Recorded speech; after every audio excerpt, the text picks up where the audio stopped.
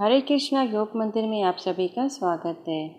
आज का हमारा सब्जेक्ट है फीवर। फीवर की कई वजह हैं।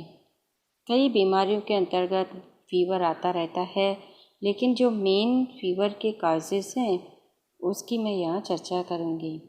फीवर का मेन रीज़न हेमोग्लोबिन का डाउन होना भी हो सकता है और इम्यूनिटी का कम होना। ये दो मेन मुख्य कारण हैं। लास्ट वीडियो में हमने आपको फीवर को ठीक करने की कलर थेरापी बताई थी, लेकिन कलर थेरापी सपोर्टिंग थेरापी है। ओनली उस थेरापी पे डिपेंड करना सही नहीं है। आज मैं आपको होम रेमेडी बताऊंगी। फीवर के साथ शरीर में बहुत पेन हो जाता है, शरीर में एक पीड़ा महसूस होती है, वीकनेस भी आती है। आज मैं आपको एक ऐसा घरेलू नुस्खा बताने जा रही हूँ जिसको करने से आपके फीवर में भी तुरंत आराम आएगा और आपकी पीड़ा भी ठीक हो जाएगी। यह काढ़ा मैंने कई लोगों के ऊपर आजमाया हुआ है और उन्हें फ़ायदा हुआ है, इसीलिए मैं यहाँ आपको वह बताने जा रही हूँ।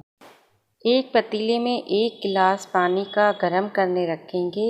उसके अंदर 5 क्लोव यानी लौंग और 5 बेसिल लीव्स यानी 5 तुलसी के पत्ते बॉईल करने रखेंगे। पानी 1/4 रह जाए तब पानी को छान लेंगे और जो रोगी है, मरीज है, पेशेंट है, उसको पिलाएंगे। अगर छोटा बच्चा है और उसे यह पानी कड़वा या तीखा लगता है तो उसको देसी गुड़ ऐड करके आप उसके साथ दे सकते हैं। यह काढ़ा किसी को 1 दिन में फ़ायदा करता है, किसी को तो मैक्सिमम 3 दिन के अंदर पूरा शरीर से बुखार और पूरी पीड़ा को बाहर फेंक देता है। आशा करती हूँ यह काढ़ा आपको बहुत ही हेल्पफुल साबित होगा।